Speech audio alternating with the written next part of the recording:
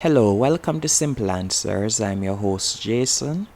In this video, I'll be showing you how to fix Twitter keeps crashing on your iPhone or Twitter not loading properly on your iPhone. The first thing that you'll need to do is check if you're connected to a reliable Wi-Fi connection.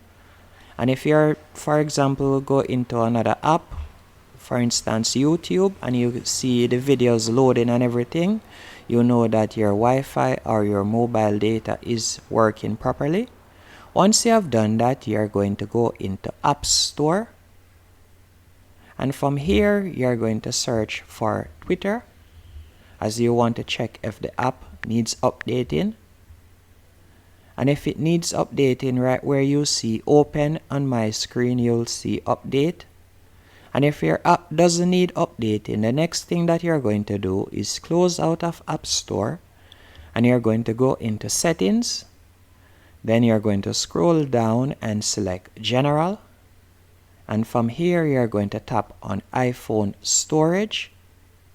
Then you want to scroll down and select Twitter. After you have selected Twitter, you're going to tap on Offload App. And by offloading the app, don't worry, your login information and everything will still be saved, but it will come in like a refresh of the app.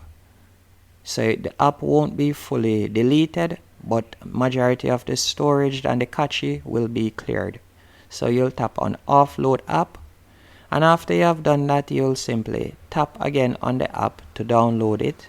As you'll see, it needs re-downloading. And after you have done that, you'll be able to work Twitter properly, and more than likely your problems will be solved. Hope you found this video helpful and informative. If you did, be sure to hit the like button and subscribe, and thank you for watching.